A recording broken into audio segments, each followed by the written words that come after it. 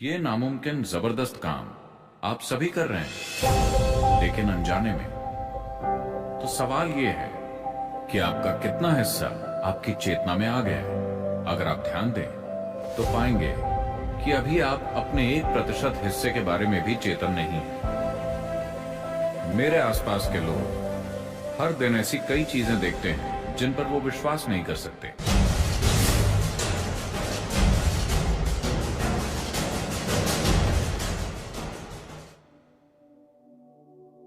भौतिकता की हमेशा एक सीमा होती है ना?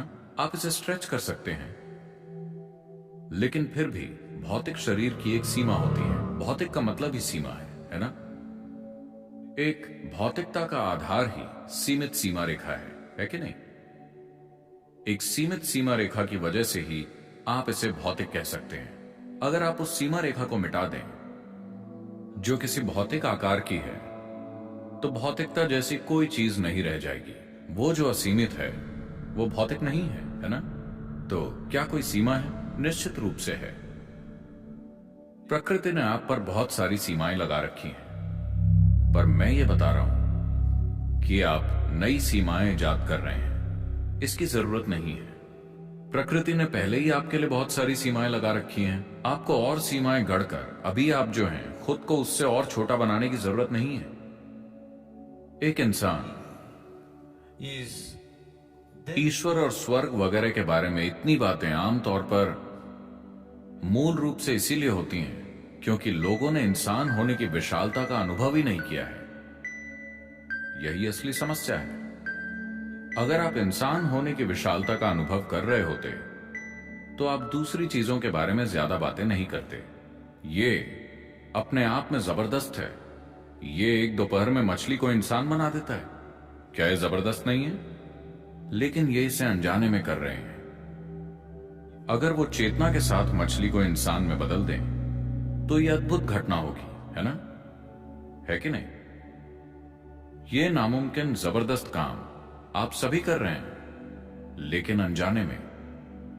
तो सवाल ये है कि आपका कितना हिस्सा आपकी चेतना में आ गया है। अगर आप ध्यान दें तो पाएंगे कि अभी आप अपने 1% हिस्से के बारे में भी चेतन नहीं है। अगर कुछ और प्रतिशत चेतना में आ जाए तो अचानक आप जो भी काम करते हैं वो सुपर ह्यूमन लगता है। अब मेरे आसपास के लोग हर दिन ऐसी कई चीजें देखते हैं जिन पर वो विश्वास नहीं कर सकते। तो लोग कहते रहते हैं, सदगुरु क्या आप सुपर ह्यूमन हैं? क्या आप एक इंसान हैं?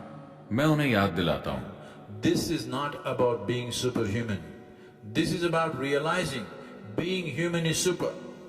ये सुपर ह्यूमन बनने के बारे में नहीं है, बल्कि ये समझने के बारे में है कि ह्यूमन होना ही सुपर है।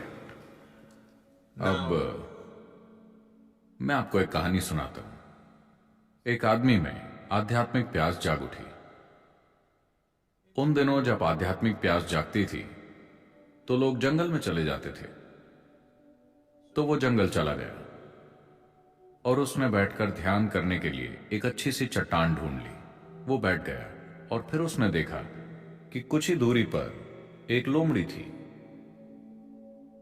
उसके सामने के दोनों पैर कटे हुए थे। लोमड़ी अपंग थी। शायद किसी शिकारी के जाल में फंसकर उसकी दोनों टांगें कट गई थी। प्रकृति किसी भी प्रकार की असमर्थता पर दया नहीं दिखाती। असमर्थ लोगों की मदद करना ये काम सिर्फ ये इंसानी समाज की खासियत है।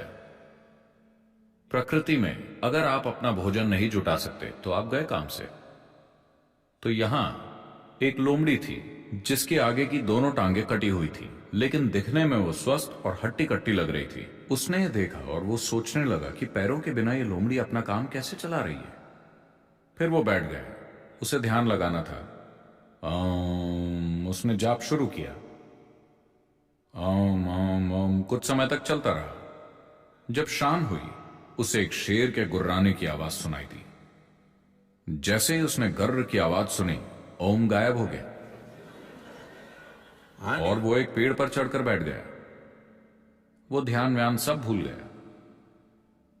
फिर शेर अपने मुंह में मांस का एक टुकड़ा दबाए आया और वो टुकड़ा उसने उस अपंग लोमड़ी के सामने रख दिया।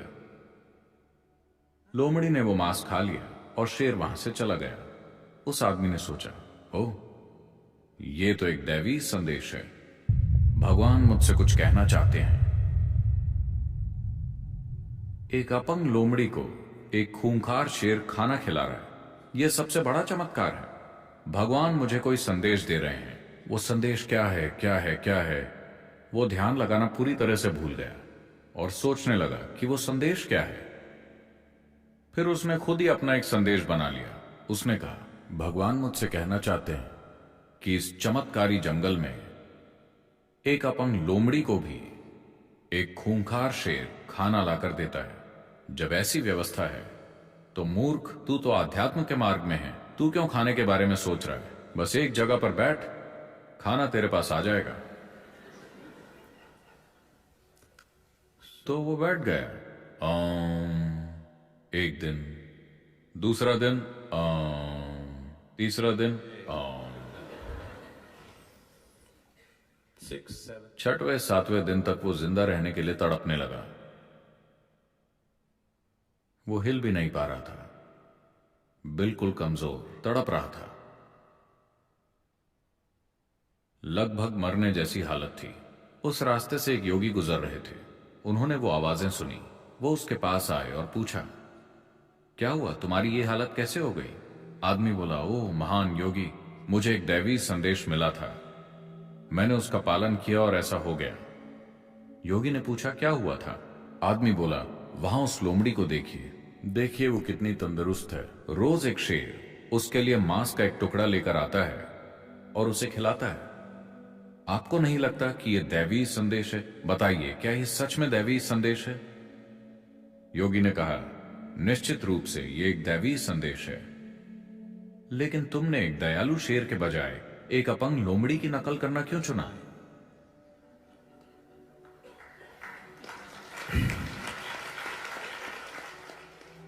तो ये चुनाव आपको करना है। अगर आप एक अपंग लोमड़ी की नकल कर रहे हैं तो एक दयालु शेर आपको चमत्कारी लगेगा। ये कोई चमत्कार नहीं है, ये किया जा सकता है। हां, ये किया जा सकता है, इसमें कोई चमत्कार नहीं है। लेकिन इसे देखने के दो तरीके हैं। एक तो ये कि सब कुछ चमत्कार है। अच्छा बताइए, आप जमीन में गंदगी डालते हैं और पेड़ से आम निकल आते हैं, मीठे आम। गंदगी और आमों की मिठास, क्या वो दोनों एक ही चीज है? वो एक ही हैं, है कि नहीं? क्या वो दोनों एक नहीं है? जो खाना आप खाते हैं और अगले दिन टॉयलेट में जो आप करते हैं, वो एक ही है कि नहीं? हाँ या ना? अगर कल आप उस गंदगी को खेत में डालेंगे तो फिर से वो आपका खाना बन जाएगी, है कि नहीं? दोनों एक ही हैं। लेकिन क्या आप दोनों के साथ एक सा बर्ताव कर सकते हैं? नहीं। आपके पास यह समझ होनी चाहिए कि कैसा बर्ताव करें, लेकिन हैं वो दोनों एक ही, है ना? गंदगी से आम बनना, क्या यह चमत्कार नहीं है? मछली को इंसान बनाना, क्या यह चमत्कार नहीं है? हाँ या ना? हर चीज एक चमत्कार है। यह जिंदगी को देखने का एक तरीका है। जिंदगी को देखने का दूसरा तरीका यह है कि कुछ भी चमत्कार नहीं है, सब कुछ कारण और परिणाम के बीच हो रहा है। अगर आपकी दृष्टि इतनी सीमित है कि आप कारण को नहीं देख पा रहे, आपको सिर्फ परिणाम ही दिखाई दे रहा है, तो फिर ऐसा ही होगा। अगर आप कारण और परिणाम दोनों को देख सकते हैं तो सब कुछ समझाया जा सकता है, सब कुछ दोहराया जा सकता है, सब कुछ संभव बनाया जा सकता है। अब मैं एक ऐसी तकनीक के बारे में बात कर रहा हूं जो आपको एक चमत्कार बना देगी, लेकिन वो कोई चमत्कार नहीं है। सारी तकनीकें चमत्कार जैसी लगती हैं, है ना? मान लीजिए कि आप इलेक्ट्रिसिटी के बारे में कुछ भी नहीं जानते और अभी हॉल में बिल्कुल अंधेरा है और मैं आपसे कहता हूं, देखिएगा अभी मैं बस दीवार के इस हिस्से को छूऊंगा और पूरे हॉल में रोशनी हो जाएगी। और अगर मैं ऐसा कर दूं तो वाह, आप मेरे सामने सिर झुका देंगे, है ना? कोई भी चीज जो आपको समझ नहीं आती वो आपके लिए एक चमत्कार है ना? हां, कोई भी चीज जिसे आप नहीं समझ पाते वो आपके लिए एक चमत्कार है। अभी मैं अपनी जेब से एक चीज निकालूंगा, ये बस प्लास्टिक और मेटल से बनी है। और मैं ऐसा करके भारत, अमेरिका या कहीं भी मौजूद किसी व्यक्ति से बात करूंगा। यह चमत्कार है कि नहीं? समस्या यह है कि आप सभी के पास है। अगर ये केवल मेरे पास होता, अगर मेरे पास 1000 साल पहले सेलफोन होता, तो मैं भगवान बन चुका होता। लेकिन ये मेरे पास बहुत देर से आया।